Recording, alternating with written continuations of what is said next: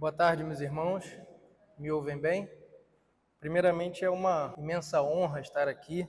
É um grande privilégio, mas traz consigo uma grande responsabilidade de mais um ano poder estar participando do estudo bíblico dominical.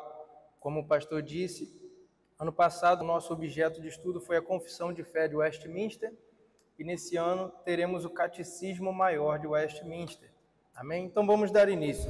O Catecismo Maior ele foi formulado por teólogos ingleses e escoceses durante a Assembleia de Westminster. Isso ali por volta ali do século XVII. É um catecismo de orientação calvinista, composto por 196 questões, que juntamente com a Confissão de Fé e o Breve Catecismo de Westminster compõem ali, acho que, os três grandes pilares da Igreja Presbiteriana ao redor do mundo. Ele revela um conteúdo de grande valor pela sua sistematização fiel das verdades bíblicas aplicáveis a adultos. Temos ali, por volta de 1643, se eu não me engano, foi dado início à Assembleia de Westminster, onde se via a necessidade de catequizar o povo. E houve um grande debate porque eles chegaram à conclusão que era difícil servir leite e carne no mesmo prato. Era difícil eles trazerem a um povo algo que era um pouco mais para quem estava chegando à fé e algo mais sólido para quem já era amadurecido na fé.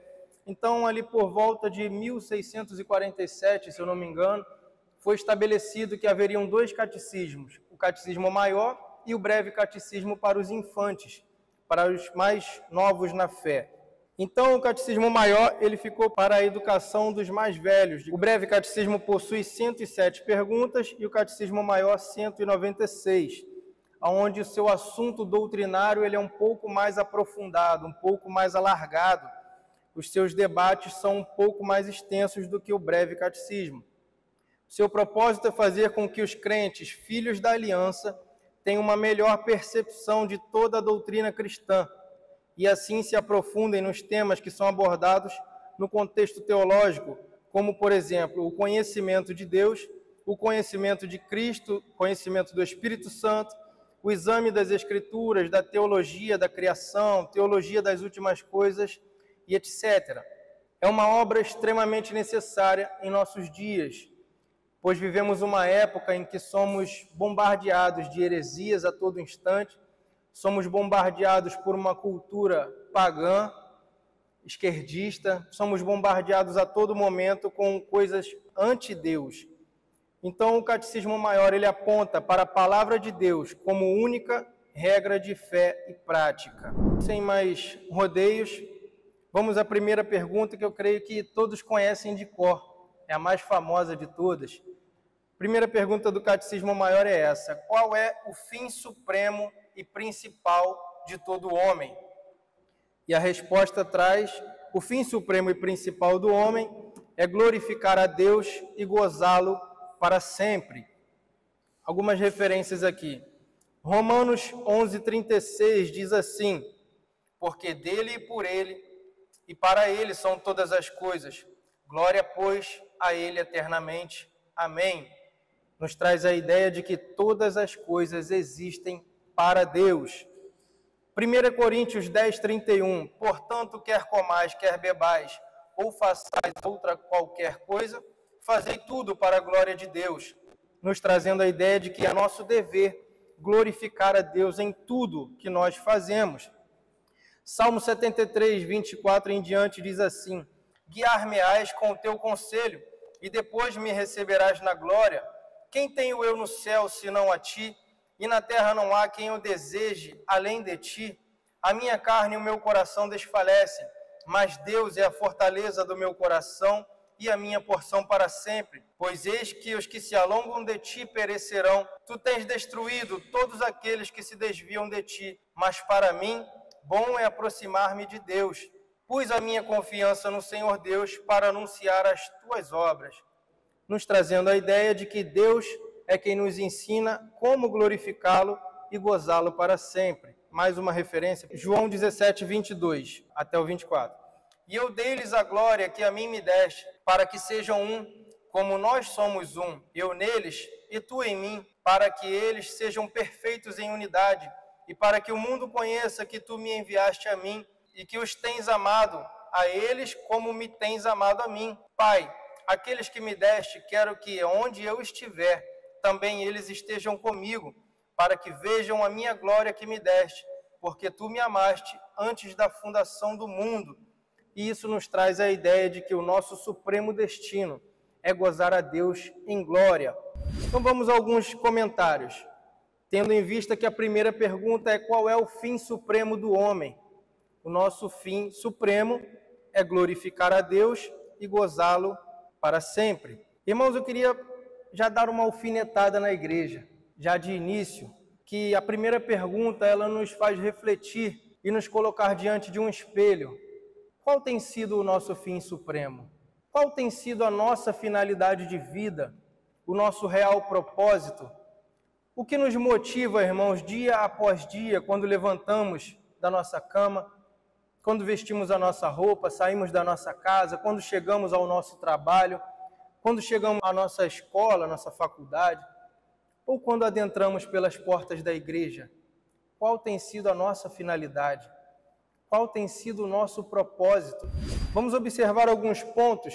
A palavra fim significa o propósito para o qual algo existe. Nós existimos para um propósito. E esse propósito fica bem claro aqui, que é glorificar a Deus e gozá-lo para sempre. Por que está errado dizer que o fim supremo do homem seria buscar a própria felicidade? Essa afirmação ela traz consigo um propósito que a vida humana esteja voltada para o homem. E isso não se harmoniza com o ensino das Escrituras, que diz que todas as coisas existem para Deus, pois foram criadas por Deus para a sua glória. Dizer que o fim principal do homem é buscar felicidade é o contrário de crer no Deus da Bíblia. A verdadeira felicidade do homem resulta de conhecer e buscar o seu verdadeiro propósito, a saber, glorificar e gozar a Deus, o seu Criador. O primeiro ponto, irmãos, seria glorificar a Deus. Eu queria fazer um exercício com os irmãos, talvez alguns irmãos piedosos, alguns irmãos que nós olhamos para eles e falamos assim: esse irmão é crente de verdade. Alguns irmãos podem incorrer no erro de, até mesmo em atitudes piedosas, como tal qual pregar a palavra do Senhor em cima de um púlpito, ele pode incorrer no erro de não estar 100% buscando a glória de Deus, mas sem querer está buscando a própria glória, a própria vanglória, o próprio ego. Porque, irmãos, vamos ser sinceros, é muito bom quando a gente faz algo e esse algo traz a admiração do próximo. É muito bom quando a gente sobe num púlpito com uma retórica e um estudo tremendo, e quando a gente desce, vem aquele nosso irmão mais querido, mais chegado e diz assim: nossa, hoje você foi demais, hoje você estava inspirado. Nós temos que tomar cuidado, porque isso pode tirar a glória que é devida a Deus e botar o holofote para a nossa própria glória. Esse é o primeiro ponto. E quando nós não nos doamos 100% em tirar o holofote de nós e colocar o holofote 100% para Deus, nós pecamos contra Deus. E nós transgredimos a primeira pergunta de maneira muito fácil, muito simples. Porque é muito simples, irmãos, quebrar essa pergunta.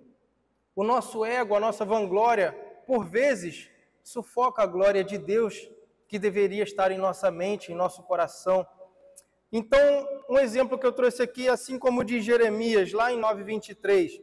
Assim diz o Senhor: não se glorie o sábio na sua sabedoria, nem o forte na sua força, nem o rico nas suas riquezas, mas o que se gloriar, glorie-se nisso, em me conhecer e saber que eu sou o Senhor, e faço misericórdia, juízo e justiça na terra, porque dessas coisas me agrado, diz o Senhor. Prosseguindo, e porque o nosso fim principal não pode ser buscar o bem para a maioria, ou o melhor para todos, porque cairíamos no erro anterior, onde estaríamos fitando os nossos olhos apenas nos homens. A diferença aqui é que estaríamos buscando o bem-estar da raça humana em geral como propósito de vida, enquanto na pergunta anterior seria de maneira individual. Ambas são contrárias ao ensino bíblico. A ideia de que o homem é a medida de todas as coisas é pagã, e muitas igrejas nos dias de hoje centralizam o homem em suas pregações. Vemos aí centenas, milhares de igrejas coach, vamos dizer assim, onde o púlpito é voltado para o bem-estar da raça humana, o púlpito é voltado para os problemas humanos. E isso, irmãos, não é trazer a glória de Deus para o centro. Isso não é buscar a glória de Deus, isso não é desfrutar da glória de Deus. Isso é trazer o homem para o centro, isso é glorificar o homem acima de Deus. E isso não é bíblico. Apocalipse 4:11 diz assim: Tu és digno, Senhor Deus, Senhor e Deus nosso, de receber a glória, a honra e o poder, porque todas as coisas tu criaste. Sim, por causa da tua vontade, vieram a existir e foram criadas. Porque o catecismo coloca o termo glorificar a Deus antes de gozar a Deus? Porque o componente mais importante do propósito da vida humana é glorificar a Deus, ao passo de que gozá-lo está estritamente subordinado ao ato de glorificá-lo. Em nossa vida devemos colocar ênfase maior em glorificá-lo, e quem assim o faz irá gozar a Deus em verdade, tanto aqui quanto no porvir. E quem pensa em gozá-lo sem glorificá-lo, corre o risco de supor que Deus existe para o homem e não que o homem existe para Deus, resultando numa falsa religião mística ou emocional. Porque a raça humana ou qualquer um dos seus membros jamais poderá alcançar a verdadeira felicidade sem que venha a glorificar a Deus. Porque, irmãos, a verdadeira felicidade depende do nosso objetivo consciente de servirmos ao propósito para o qual nós fomos criados. Nós fomos criados para um propósito, glorificar a Deus e gozá-lo. Então, se nós não temos consciência de que estamos aqui para glorificar o seu nome, nós o serviremos de maneira errada e nós não o gozaremos. Nós cairemos em um outro tipo de alegria, um outro tipo de felicidade, uma falsa felicidade, porque os nossos olhos, o nosso coração não estará voltado para a glória do Criador. Como disse Agostinho, tu nos criaste para ti mesmo, ó Deus, e o nosso coração não descansa até que repousa em ti. Então, acho que fica bem claro a primeira pergunta e a primeira resposta. Qual é a nossa finalidade? Qual é o nosso propósito supremo? O que nós temos feito de nossa vida cristã? O que nós temos buscado domingo após domingo, sermão após sermão, quando dobramos o nosso joelho, pedimos perdão, quando cantamos um louvor, quando ouvimos a pregação ou quando pregamos? O que nós temos buscado? Qual é o anseio do nosso coração ao fazermos tais coisas? Então, que essa pergunta esteja gravada no nosso coração e em nossos pensamentos e nos faça refletir o nosso real e verdadeiro propósito. Segunda pergunta: de onde se infere que há um Deus? Ou como podemos saber que há um Deus? A resposta é a seguinte: a própria luz da natureza no homem e as obras de Deus claramente manifestam que existe um Deus, porém só a sua palavra e o seu Espírito o revelam de um modo suficiente e eficazmente aos homens para a sua salvação. O que isso quer dizer? A natureza, a criação e as obras de Deus revelam que existe um Deus, porém só a palavra e o Espírito de Deus são capazes de revelar de modo suficiente e eficaz ao homem para a sua salvação. Romanos 1, 19 e 20. Pois o que de Deus se pode conhecer é manifesto entre eles, porque Deus lhes manifestou, pois desde a criação do mundo, os atributos invisíveis de Deus, seu eterno poder e a sua natureza divina, têm sido vistos claramente, sendo compreendidos por meio das coisas criadas, de forma que tais homens são indesculpáveis. Salmo 19, verso 1 ao 3. Os céus declaram a glória de Deus e o firmamento anuncia a obra de suas mãos. Um dia faz declaração a outro dia e uma noite mostra sabedoria a outra noite. Não há linguagem nem fala onde se ouçam a sua voz. Isso nos traz a ideia de que Deus é revelado pelos céus, pela natureza, pela criação. Atos 17, 28. Porque nele vivemos, nos movemos e existimos, como também alguns dos vossos poetas disseram, pois somos também sua geração Isso nos traz uma ideia de que a vida humana depende totalmente de Deus. 1 Coríntios 2, de 9 a 10, diz assim: mas como está escrito, as coisas que o olho não viu, e o ouvido não ouviu, e não subiu ao coração do homem, são as que Deus preparou para os que o amam, mas Deus nos revelou pelo seu Espírito, porque o Espírito penetra todas as coisas, ainda as profundezas de Deus. Então a revelação natural de Deus, ela não é suficiente, nem igual à sua revelação especial, que é trazida pela sua palavra, mediante o Espírito Santo. 2 Timóteo 3,15, e que desde a tua meninice sabe as sagradas Escrituras, que podem fazer-te sábio para a salvação pela fé que há em Cristo Jesus. Toda a Escritura é divinamente inspirada e proveitosa para ensinar, para redarguir, para corrigir e para instruir em toda justiça, para que o homem de Deus seja perfeito e perfeitamente instruído para toda boa obra.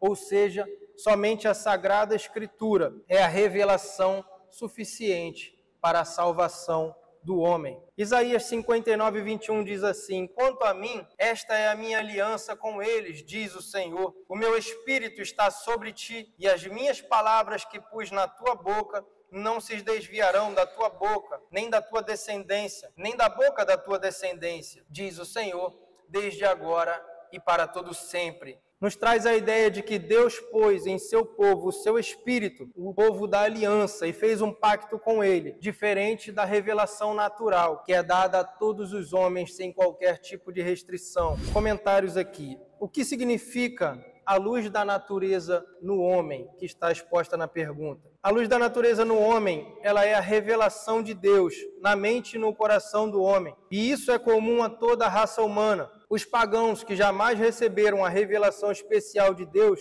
sim, eles possuem por natureza um certo conhecimento de Deus. Eles têm em seu coração um certo conhecimento da lei moral de Deus. Isso está expresso lá em Romanos 2, 14 e 16. Crer em Deus é natural para o homem. Somente os nécios dizem em seu coração que não há um Deus, ou que não existe um Deus. E qual seria o sentido de as obras de Deus, que está exposto na pergunta e na resposta do Catecismo Maior? Significa que a revelação de Deus na natureza exterior para a natureza humana, onde um gigantesco céu estrelado ou a menor partícula da matéria que possa ser observada no mais moderno telescópio, todos eles expressam que existe um Deus. Ao você observar um céu imenso, ao você observar uma minúscula partícula, você percebe que existe um Deus, existe um Criador. E toda criatura viva e todo o curso da história humana dá testemunho de um Deus invisível que tudo criou, controla e preserva. Qual seria a mensagem que a luz da natureza e as obras de Deus trazem para a humanidade? Uma mensagem sobre a existência de Deus e seu eterno poder e divindade, sua glória e sua lei moral. Essa revelação natural de Deus e sua vontade é suficiente para deixar o homem indesculpável. Como já foi dito, irmãos, todo ser humano, toda raça humana, ela tem um mínimo de noção que existe um Deus. Ela tem um mínimo de noção de que existe uma lei moral que procede de Deus. E isso torna toda a humanidade indesculpável diante do Senhor. Isso Paulo escreveu lá na carta aos Romanos, capítulo 1, verso 20. E por que a mensagem da luz da natureza e das obras de Deus, elas não são suficientes, já que elas tornam o homem indesculpável? Quando o homem caiu em pecado, ele passa a ter uma necessidade espiritual diferente. Quando Adão peca, a sua percepção espiritual muda. E isso é transmitido a toda a raça humana. O homem agora ele precisa de uma mensagem de salvação de pecado, pela graça de Deus, através de um mediador.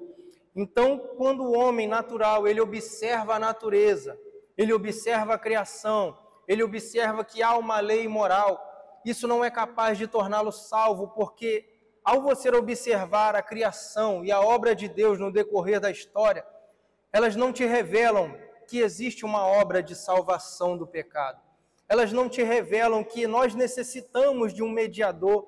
Ao você observar a natureza, você não consegue por si só compreender que você é pecador e você necessita de um mediador que te traga de volta para aquilo que nós perdemos. A queda do homem, ela alterou a capacidade de receber entendimento na revelação natural de Deus. A mente e o coração do homem se tornam obscurecidos pelo pecado. E o resultado de tudo isso foi que a revelação natural de Deus é interpretada, a raça humana, de maneira errada e corrompida. E isso traz consigo idolatria. Romanos 1:23 deixa isso bem claro. E esse mergulho na falsa religião resulta, por sua vez, terrível corrupção e degradação moral. Mas apesar de tudo isso, a revelação natural de Deus e de sua vontade ainda deixam os homens indesculpáveis, porque a modificação da percepção e a sua presente incapacidade de compreender a revelação de Deus é culpa do próprio homem. Afinal, foi o homem que pecou contra Deus, foi o homem que caiu. A humanidade, sim, ela é culpada por ter caído em pecado e todas as suas consequências. E qual a revelação integral que nós temos de Deus e de sua vontade? Na revelação natural de Deus, temos uma revelação sobrenatural que existe hoje somente na forma das Escrituras Sagradas, sendo Antigo e Novo Testamento, e é dita sobrenatural porque não foi dada ao homem através das ações da lei da natureza, mas por operação milagrosa de Deus através do seu Espírito Santo. Então, qual seria a diferença entre a revelação natural e a revelação especial de Deus através das Escrituras Sagradas? A primeira é dada a todos os homens sem exceção. A segunda, somente aquele a quem a Bíblia alcança. A primeira é suficiente para deixar os homens indesculpáveis diante de Deus. A segunda é suficiente para a salvação do homem. A revelação de Deus na forma de Sagrada Escritura é mais clara e mais definida do que a revelação natural. A revelação na forma de Sagrada Escritura comunica verdades sobre Deus e sua vontade, que vão muito além do que podem ser conhecidas através da revelação natural. E para que a Sagrada Escritura torne alguém sábio para a salvação, exige-se, além da Bíblia, uma fé verdadeira. E essa fé é um dom de Deus, operada no coração do pecador, pelo Espírito Santo de Deus. Portanto, além da Bíblia, requer-se a iluminação na mente e no coração pelo Espírito Santo de Deus, de modo que esse pecador venha entender e se apropriar das verdades bíblicas. E nenhuma outra revelação, além do que está posta, é aquela que o Espírito Santo traz. Ou seja, o Espírito Santo ele não vai trazer algo novo, algo diferente, além do que está revelado na palavra de Deus, como Bíblia Sagrada.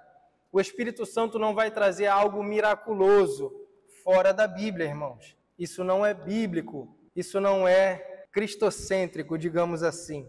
Pergunta número 3. O que é, então, a palavra de Deus? A resposta diz assim: as Sagradas Escrituras, o Velho e o Novo Testamento são a palavra de Deus, a única regra de fé e prática. Então falamos das Sagradas Escrituras, falamos da finalidade e do propósito do homem, mas o que é a palavra de Deus? 2 Timóteo 3,16 diz assim: toda a Escritura, ela é divinamente inspirada e proveitosa para ensinar, para redarguir, para corrigir e para instruir em justiça. Então, toda a Escritura, ela é de divina inspiração. 2 Pedro 1,19 diz assim: e temos muito firme a palavra dos profetas, a qual bem fazeis estar atentos, como uma luz que alumia em lugar escuro, até que o dia amanheça, e a estrela da alva apareça em vossos corações, sabendo primeiramente isso, que nenhuma profecia da Escritura é de particular interpretação, porque a profecia nunca foi produzida por vontade de homem algum, mas os homens santos de Deus falaram inspirados pelo Espírito Santo. A Escritura, irmãos, ela não se origina de homem nenhum, é um produto do Espírito Santo. Efésios 2:20, edificados sobre o fundamento dos apóstolos e dos profetas, de que Jesus Cristo é a principal pedra de esquina. Ou seja, os apóstolos, o Novo Testamento e os profetas, o Antigo Testamento, constituem o fundamento da igreja cristã.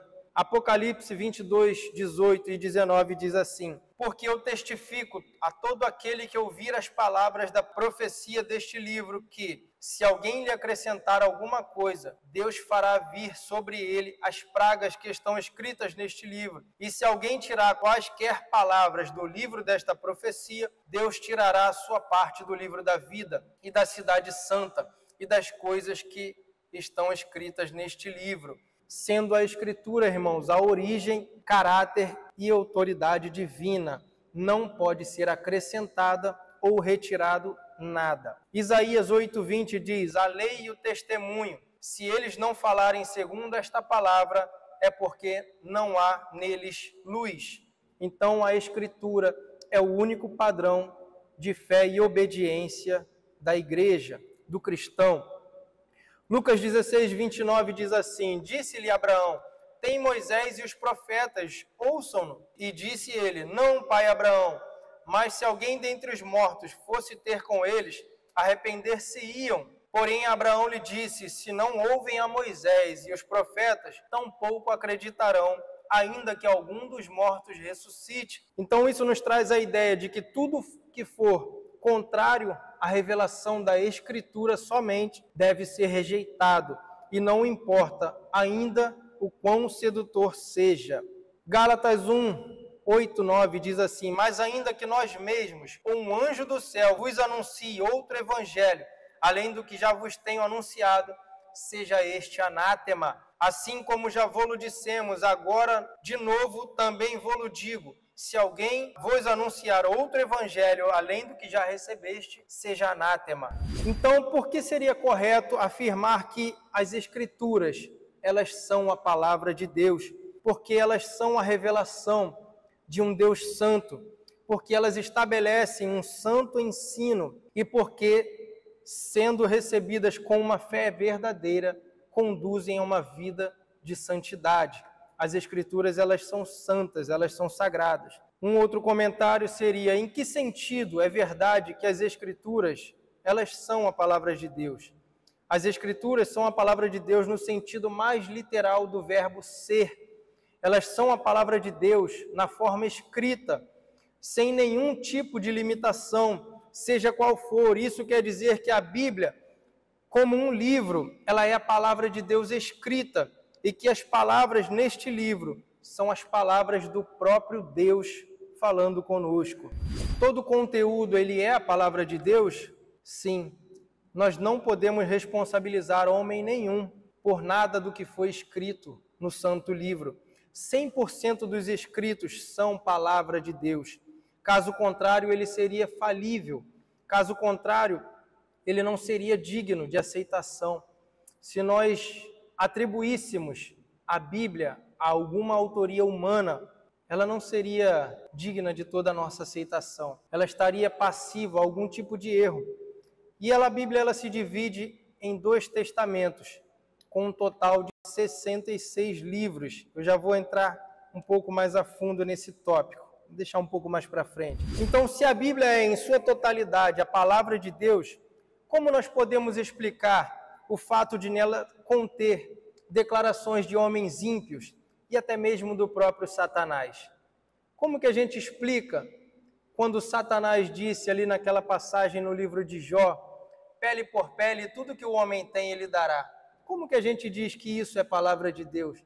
Como que a gente explica o que está no Salmo 53, aquela declaração em que diz um insensato no seu coração que não há um Deus?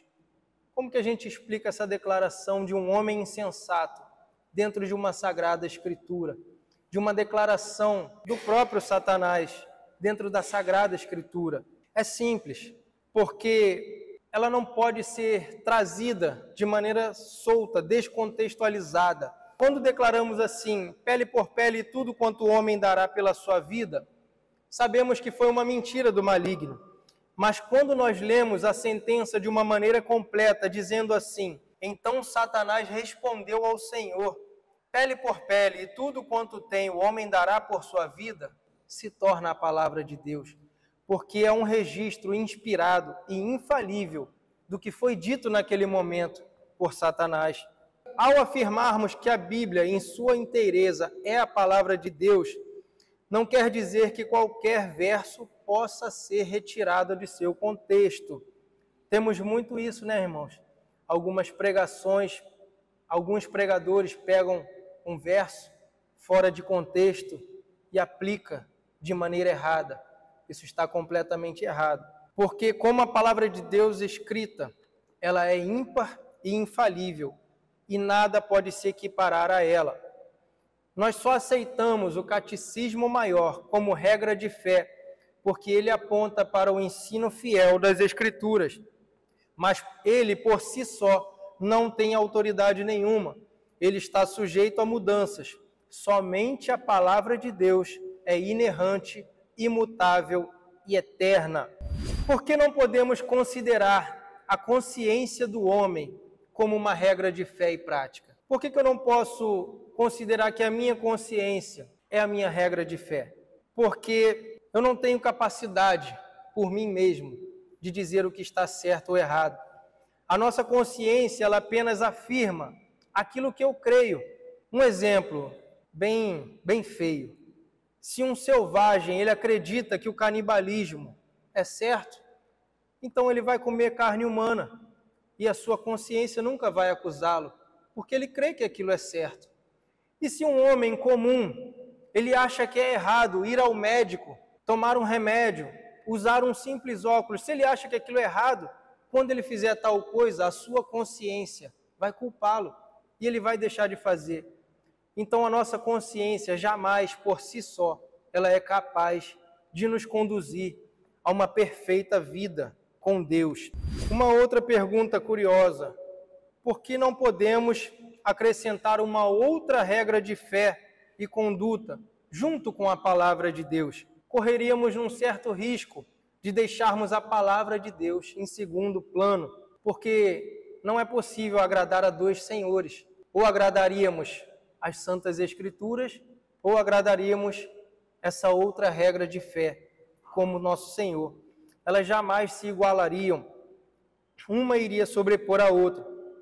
Um exemplo que eu trouxe aqui é da Igreja Católica Romana, ou até mesmo dos fariseus, que dão mais ênfase em suas tradições do que a palavra de Deus propriamente dita e escrita.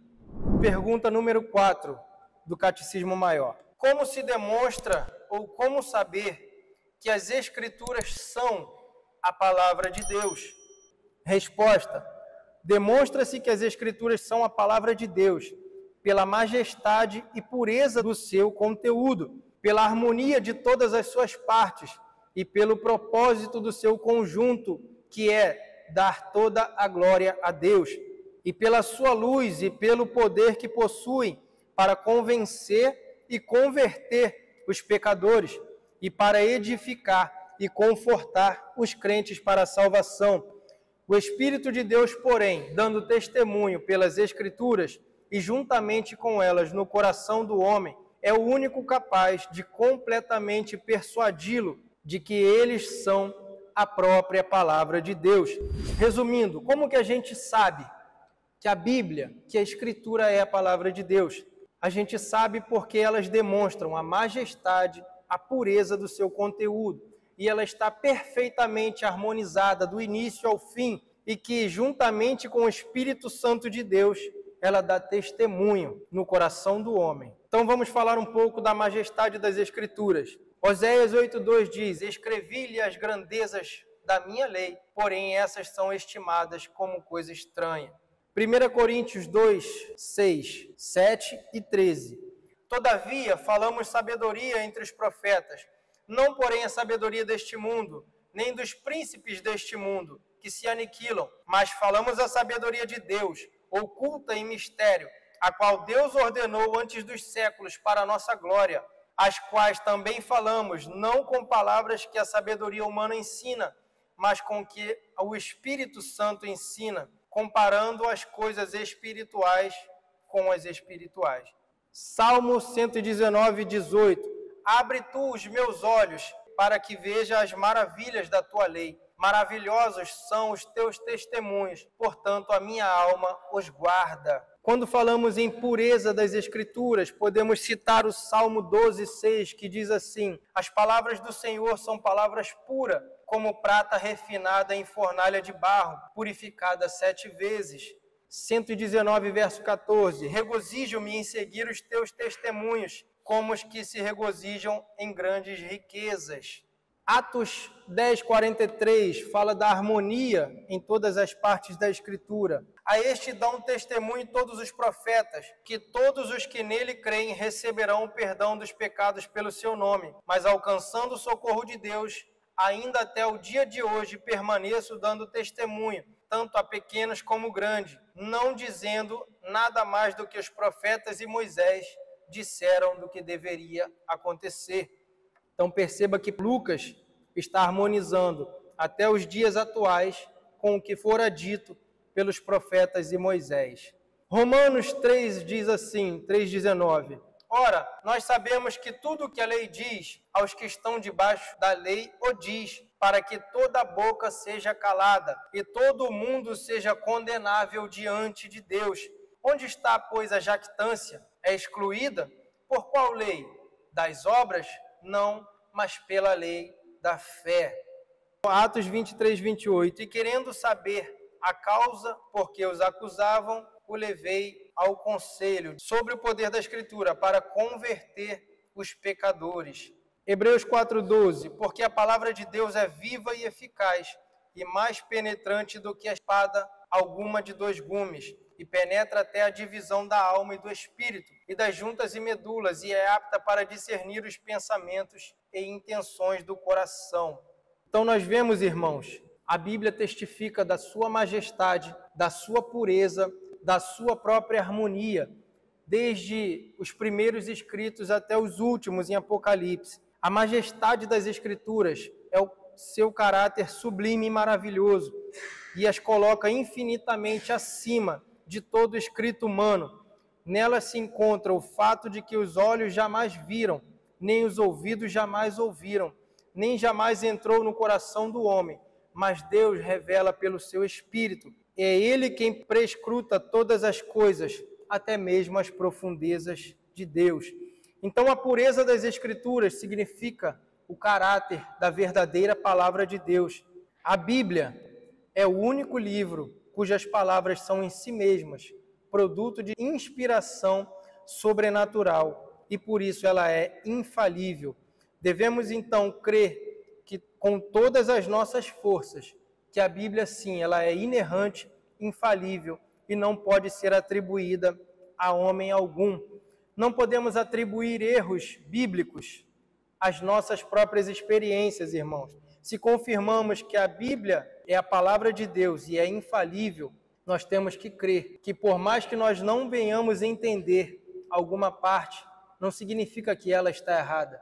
Significa que, pelo contrário, nós ainda não fomos capazes de compreendê-la em sua totalidade. Então, a Bíblia forma uma unidade única, um organismo harmonioso, não uma mera coleção de escritos isolados com ideias e pontos de vista diferentes. A beleza da harmonia de todas as partes da Bíblia é uma comprovação de que por trás de autores humanos havia um autor divino, o Espírito Santo de Deus.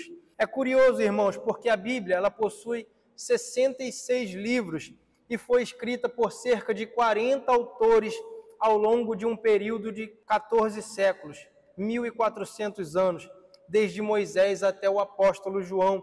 Então é curioso, nós percebemos que 40 homens diferentes, escrevendo uma coleção de 66 livros ao longo de 1400 anos, eles se encaixam de maneira perfeita e harmoniosa, sem nenhuma contradição. Isso só pode ser explicado se o autor deste livro for alguém supremo, alguém divino, for um Deus criador, conhecedor de todo o céu e da terra. O seu propósito é dar toda a glória a Deus, sendo contrária a todo espírito de paganismo que intenta dar glória aos homens. A autoria da Bíblia tem que ser totalmente atribuída ao único Deus, pois homens ímpios jamais seriam capazes de escrever um livro onde as suas perversidades fossem condenadas. E também homens bons jamais seriam capazes de escrever um livro atribuindo este livro como palavra de Deus. Se assim o fizessem, eles seriam enganadores. Se eles assumissem a autoria daquelas palavras, eles seriam enganadores. Eles teriam que comprovar que aquelas palavras eram de um Deus. Pela mesma razão, ela não tem autoria, nem de demônios, nem de anjos. O conhecimento bíblico, ele refreia toda a perversidade, o crime e assegura a vida humana. Preserva-se a propriedade, a educação e há cuidados com os enfermos, os pobres, e honra-se e defende a liberdade civil. Aonde não há conhecimento bíblico, a vida humana torna-se insegura, desonesta, homens vivem por superstições místicas, abunda a corrupção moral e a degradação. E além de tudo isso que foi dito, ainda assim é necessária uma poderosa ação do Espírito Santo em nossos corações, para nos dar tal convicção que a Bíblia sim é a palavra de Deus. Se o Espírito Santo não vier sobre nós para nos convencer que esta Escritura é santa, é sagrada, por mais excelso que seja este livro, por mais altaneiro que ele seja, nós não somos capazes de chegar a tal convicção de que por nós mesmos, lendo a Bíblia, podemos crer que ela é a palavra de Deus. E por esse motivo, irmãos, homens altamente instruídos, homens doutos, homens dotados de todas as ciências humanas, eles são incapazes de atestar por si só que a Bíblia é a palavra de Deus. Se o Espírito Santo de Deus não iluminar o coração e a mente do homem, ele é só mais um livro em nossa estante. Quinta e última pergunta de hoje do nosso estudo: o que as Escrituras ensinam principalmente? A resposta é: as Escrituras ensinam principalmente o que o homem deve crer acerca de Deus e o dever que Deus requer do homem. 2 Timóteo 1,13 diz assim: conserva o modelo das sãs palavras que de mim tens ouvido, na fé e no amor que há em Jesus Cristo. Deuteronômio 10,12 diz: agora, pois, ó Israel, que é que o Senhor teu Deus pede de ti, senão que temas o Senhor teu Deus, que andes em todos os seus caminhos e o ames, e sirvas ao Senhor teu Deus com todo o teu coração e com toda a tua alma. João 20,31 diz: estes, porém, foram escritos para que creais que Jesus Cristo é o Filho de Deus, e para que, crendo, tenhais vida em seu nome. Então a Bíblia nos ensina duas mensagens.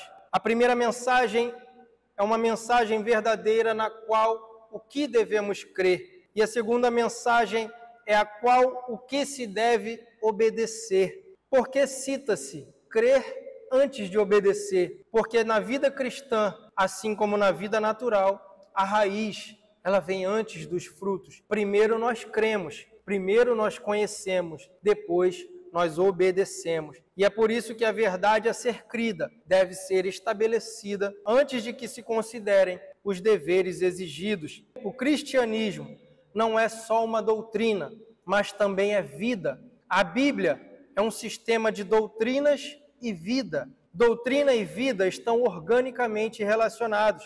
A vida não pode crescer sem doutrina, afinal de contas, as raízes são importantes. O que é mais importante na vida cristã? A fé ou a conduta? O que é mais importante, crer ou obedecer? Os dois, eles têm que estar lado a lado. O que seria mais importante num automóvel? O motor ou as rodas? O motor para nada serve se o veículo não tiver rodas. Ele não vai se locomover. E as rodas sem o motor não seria impulsionado. Dessa maneira, a fé e a conduta cristã devem estar lado a lado. Jesus disse: amarás o Senhor teu Deus de todo o teu coração, de toda a tua alma e de todo o teu entendimento. Porque dizer que nada é mais importante do que a fé da verdade. De igual importância devemos adornar a verdade com uma vida piedosa e consistente. Amém?